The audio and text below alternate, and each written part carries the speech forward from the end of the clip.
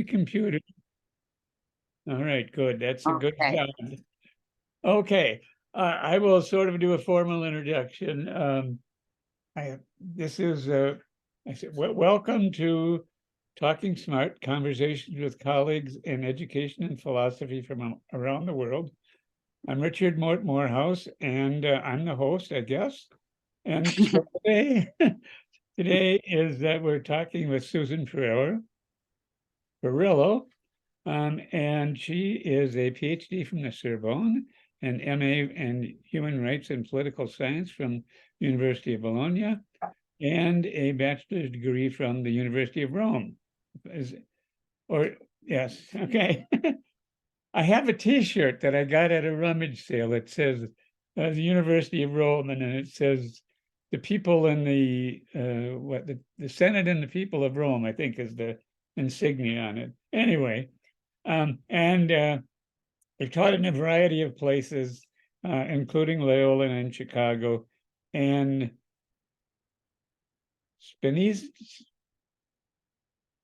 what's the University of Florence University of the Arts. Yeah. And anyway, so, and a number of books, and I listed all the books, and I'll put those, or all of them that are at least are on my shelf. And of course, we want to talk about the ethics of love, but I'd also like to just start, if you don't mind, talking about the whole idea of philosophical counseling. Okay. I suspect a lot of people don't know about that. So, all right. So thank you, first of all, for this invitation. It's an absolute pleasure to see you again after the pandemic. I guess it's been a while. And thanks again for inviting me. Philosophical counseling. Yeah, speaking of pandemic, philosophical counseling was particularly important for me during the time of the pandemic. It was the moment in which I worked the most, and I felt also called to do something, to put my expertise at service for those who need it. What is philosophical counseling? We don't do therapy with philosophical counseling. We don't want to heal people. What we do is to use philosophy to clarify mostly epistemological, ethical knots, ethical intricacy that are not clear to the person who is going through them. There are moments, right, in which your brain cannot process so much at once. And, philosophers have been used to read Kant, Hegel, pages and pages of very intricate and complex thoughts. So they have a knack for intricacy. Right. So they can help clients to see with clarity the complexity of a certain situation, and analyze it, but in the very Greek sense, analuo, so to solve bit by bit all the little intricacy and have them in line in front of this table, and okay, now you have it, what do you do with that? So this is in general, yeah. And can you talk to just a little bit about your training in terms of doing that? Because I think at least some places you are required to have some kind of certification or something for that. Yeah.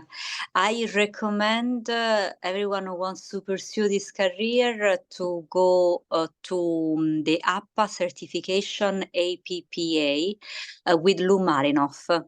I went to New York now 15 years ago, more or less. Yeah. And Lou Marinoff, who is known for the book Plato, Not Prozac, was already quite a program.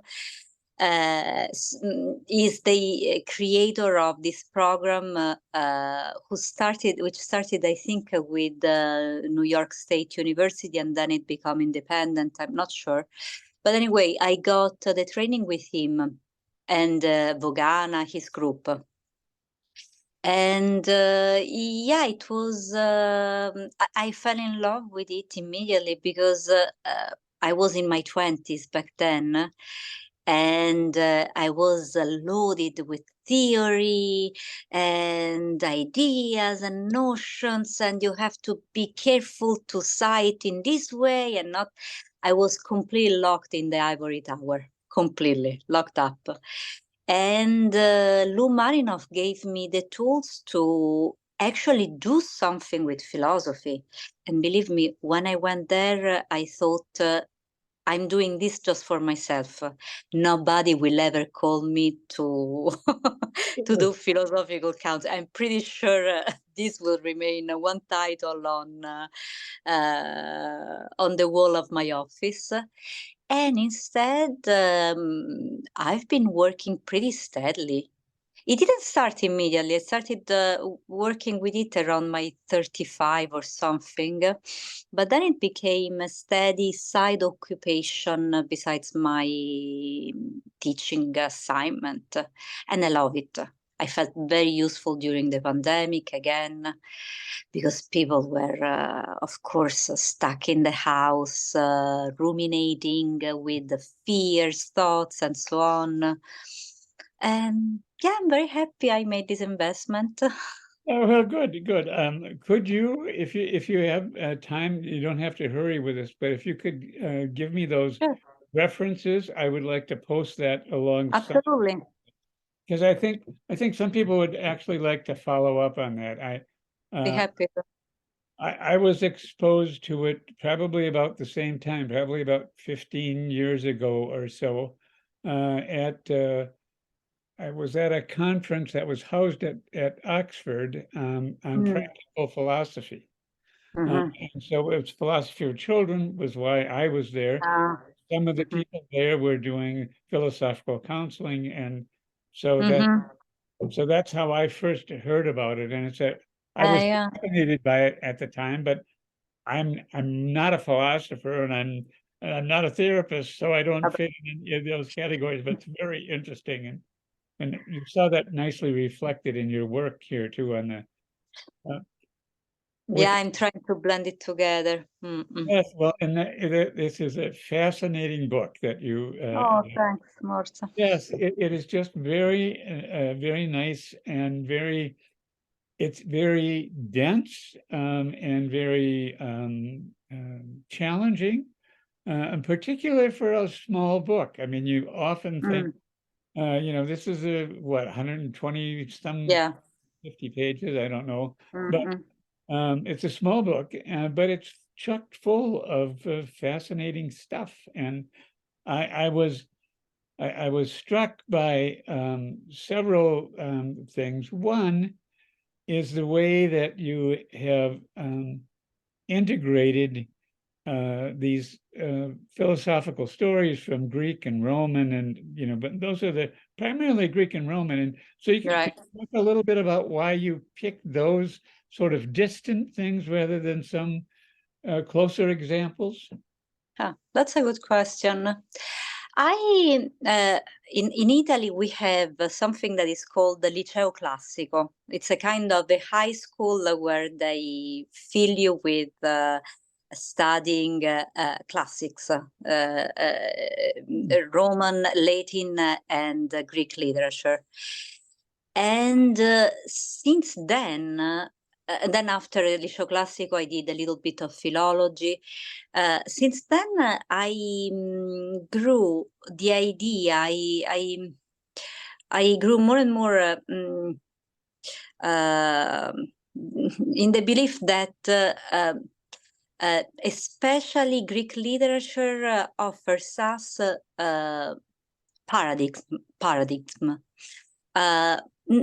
Of course, myths as well, but I had the feeling that in that literature, Greek and Roman, Latin literature, we can find the paradigm for human behavior that can accompany us from the 5th century before Christ to today. I had to struggle with the criticism all by myself. I raised to myself the criticism, hey, but this is incredibly white. This is incredibly white. It's incredibly narrow. It's just Western society and so on. But then I reflected on one book called The Black Athena, and also, I mean, on the roots of Greek literature. And I realized that basically Greek literature is African literature, is from North Africa mostly, then a little bit of the south of Italy, a little bit of course, the Greece. And so I thought, okay, let's do it. Let's use this literature as a paradigm. Of course, I can't aim for universality here, but I needed a general structure to illustrate certain behaviors where we tend to fall, toward which we tend to go when we love. And, Penelope and Ulysses, or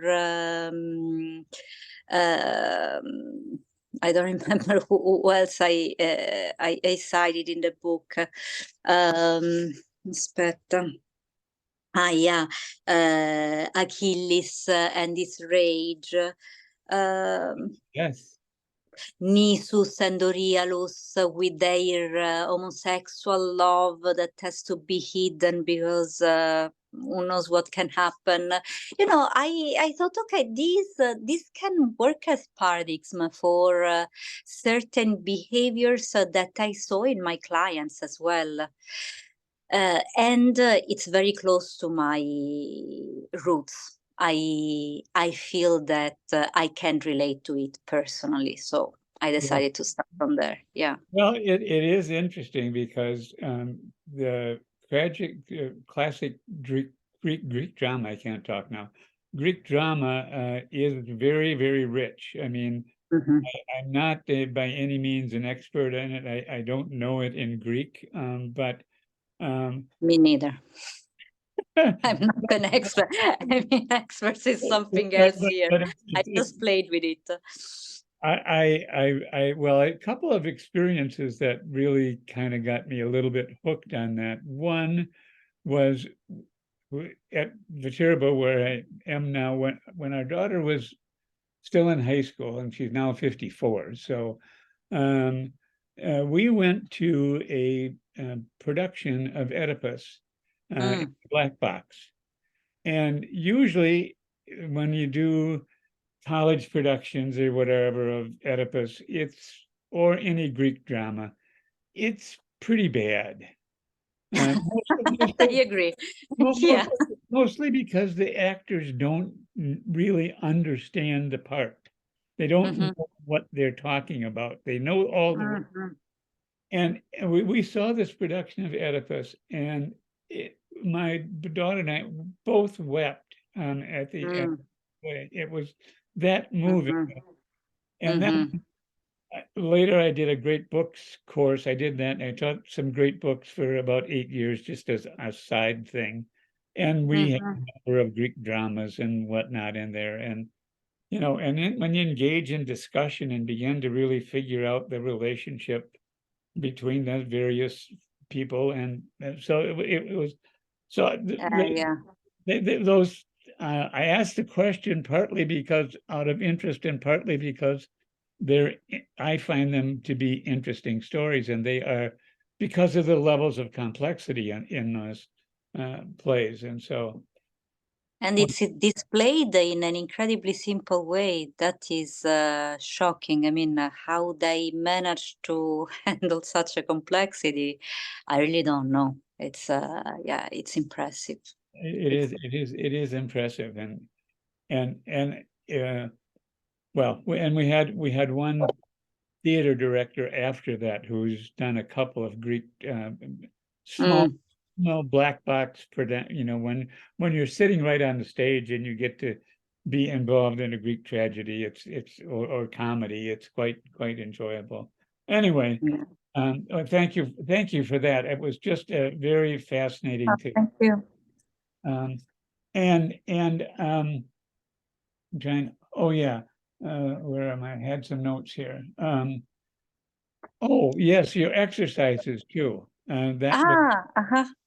Very, very, very well done. That is a. Oh, I'm glad. The set from you. I'm really thank you. Thanks. No, because and they're very demanding because they actually require a good deal of homework. I mean, to actually read, what is it, chapter 2? I think it's that there's two long dilemmas, one longer and one shorter dilemma, and ask the reader to read them and do an analysis. And that's a challenging job, just to find out the nature of what those people are talking about. Any comments about the construction of those and how they came about? And the themes I chose in the book are the themes that I found more often in my office. So people brought to me generally these kinds of problems. So I wanted to speak to my clients, to the larger audience. And I noticed that, we need pragmatic solutions. I mean, philosophy is beautiful because it helps you to districate yourself in complexities, in abstract thoughts, in things that you cannot see. But in the end, you want to have practical, not solutions, but applications, because solutions, nobody can offer it. It's just you yourself going toward the solution of your problem. But when I was working with my clients, I noticed, okay, I think that this is what it might help him or her. Let's try to make this exercise together and then alone. So these are things that it's a workshop that we created together with my clients. And also, there's part of my mind that owes to the great Pierre Hadot, because he was one of the fewest philosophers who actually proposed practical exercises that you can do to help your soul, spirit, body, because for me, body and spirit are in connection with each other to grow, to thrive. So I wanted to give you you kind of follow up, and you're talking, if I heard you correctly, you're talking about Plato, and right, that the spirit and the body, and that's really interesting. How well, as somebody once said, I'm sure maybe a number of philosophers have said, all of Western philosophy is a footnote of Plato and Aristotle. And there is a sense that is true. I mean, because everybody builds on it and moves on it and criticizes it, and so and which brings me to the talking about the other thing that was a real education for me, and that was the last chapter, where you talked about the various theories of ethics, and you want to just talk a little bit about that, and then we can maybe kind of wrap up this kind of conversation talking about that last chapter and how those pieces fit together and form sort of one ethical, again, not conclusion, but sort of summary. Yeah, the last chapter is the most difficult, I think, is the one that took more energy from me, because it's also the most philosophical, right? In the other ones, I always stick to the same structure, which is a story from ancient philosophy, a story from my philosophical counseling, reflection, and then the practical exercises. Chapter 6 instead was an attempt to create an ethics of love. So I wondered, is it possible to have an ethical structure for love? Because the whole book starts with the idea of this sentence, which I felt a little bit irritated from, that if you love, no matter what you do and how you do things, it will be fine, it will be good. And, since I work with people, I realized that, well, we could do a little bit better. We could educate ourselves to love in an ethical way, in a way that cares for doing the right thing, not just throw it on the table. Plus, my philosopher, the philosopher I specialized in, Husserl, Edmund Husserl, created a parallel that I always found very interesting between logic and ethics. And I thought, ethics can be for love what logic is for thinking. With logic, we train ourselves to think well, to think clearly, to see things through. We might use ethics to train our capacity to love.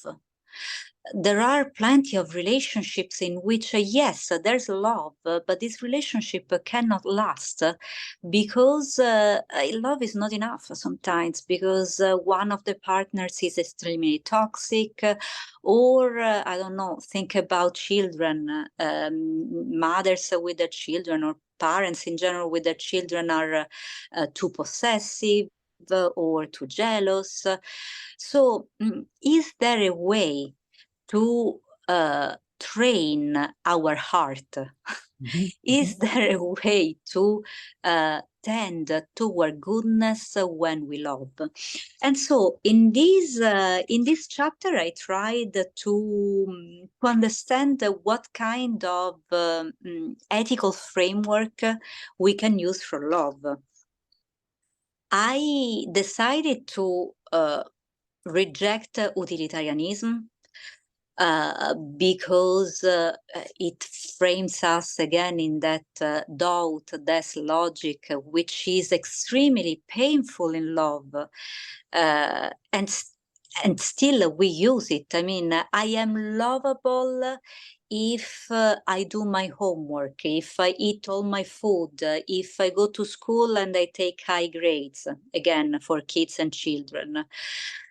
No, that's that's really a framework that cannot work, because then it would leave out all the children suffering from mental issues, or struggling with depression, or having problems of their own.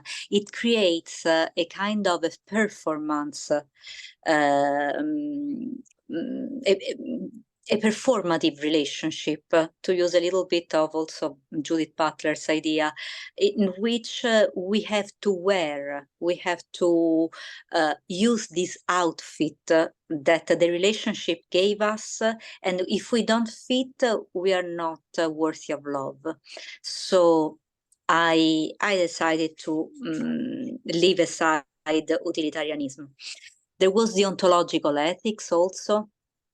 So I took, of course, as a paradigm, the most renowned ethical schools. It was a kind of a mental game. So let's examine the major ethical schools, and let's see if they can fit in something as complex as the feeling of love. And so I reasoned also with the ontological ethics. and I reasoned a little bit with Kant, of course, who is the major representative of deontological ethics, and seeing love as a duty also puts us in a difficult spot, because it takes away from us the ability to give values to what we live time by time. So if everything is a duty, we cut ourselves off from the instinctive pleasure of loving someone, of spending time with someone, of valuing the relationship for what it is, which is also the theme that I discussed in one chapter about the romantic relationship. We want to be loyal to the other person, not because we want the other person to do the same with us, which is a little bit the deontological framework, but because we find the pleasure, because we owe it to ourselves and to others, to a good life that we want to live, to be loyal, to be affectionate, to be decent toward the person we love. And so the ethics that remain available for me was sort of a virtue ethics, which is the most adjustable form of ethics, because it's somewhat based on what we find virtues in our society. So it has the good side of being able to adjust to the situation we are living. It has the downside of bringing down all that is not good in that society. So if in my society lying is a value, then if you are a liar, you are a virtuous person. So it's cum grano salis that we need to take this ethical school as well. But what I found useful in this ethical school is that we take the value of loving and being loved in a relational way. The problem I saw with philosophers who worked on love is that they often handle love as an absolutum, while love is relational. I mean, you cannot think about love without putting it in a relation between people, between I love and I love someone, someone is being loved by me, and someone is loving me. So the oath of love in this relation is I love and I'm being loved. And I tried to see if there was a possibility to create an imperative around a personal imperative about what being love and what loving means. And the roots of this imperative I found in instincts, in impulses, in calling, in the calling that we feel day by day to do the right thing, to be the right person, to find pleasure in even putting ourselves out of our comfort zone. These are not voices that we should put aside, as we usually are told. I don't know, the more we are educated, the more it seems that we need to cut ourselves off from the instincts, the impulses, the inner voice that speak to us. So here I used a little bit of phenomenology to show how those values that are coming from what Husserl would call the Eule, the matter, the indistinct flow of nature of which we are made, is in fact an extremely important voice to solve these intricate relation of being loved and loving someone. And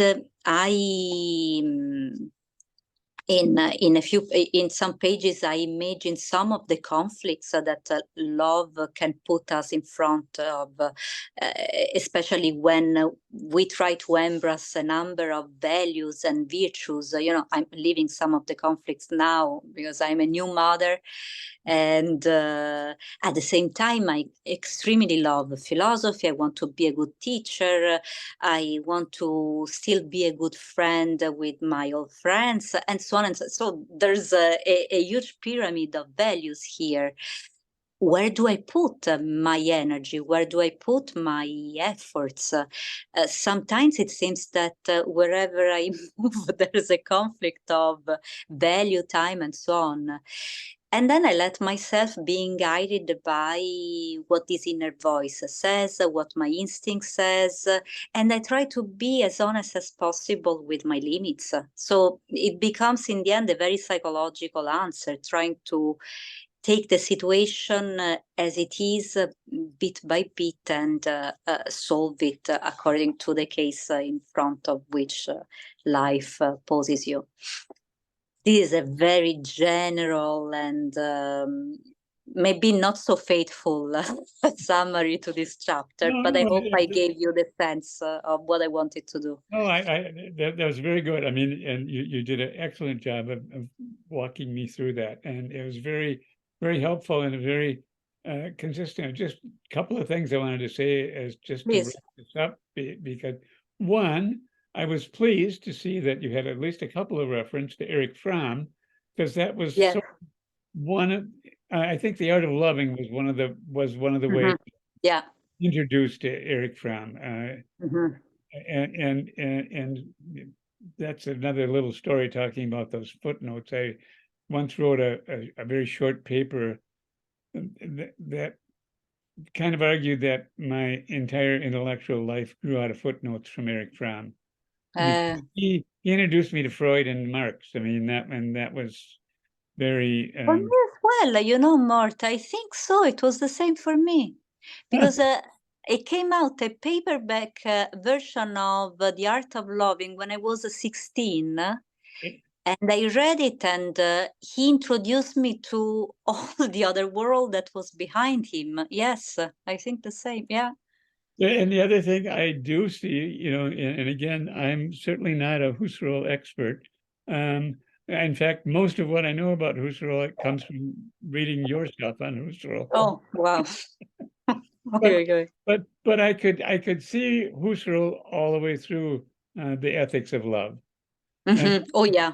In the last chapter, it's embedded there. Well, I want to say just a couple of things in ending. Thank you very much. This is very enjoyable. Thank you. And what I'm going to do, and I sort of want to have this on the tape.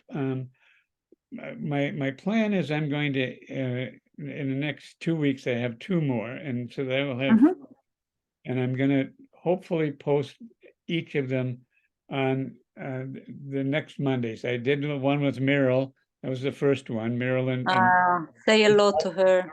Yeah, I will. Bob Stack, they work together, and so and then yours, and then there's a guy by the name of Roger Sutcliffe, who has got a thing called Thinking Moves from A to Z or A to Z. He's English, so and then Ivor Goodson is the last of the first 4 interviews, and Ivor Goodson is known for narrative theory and basically the role of story in teaching and education.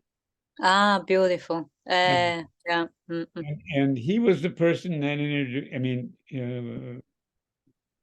well, he shepherded that first book on qualitative research through Palmer Routledge. So I owe him something for all that did. But anyway, so I'm going to try to, and then my big plan is after these first 4, which is going to be 4 in about a month, I'm going to try to do 1 a month, at least for the okay. year or so. So, Mhm.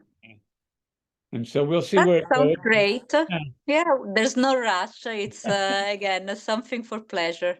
Yes, and I will see if I will put this on pause, I think, and then well, I think, or it can go to end, and it should.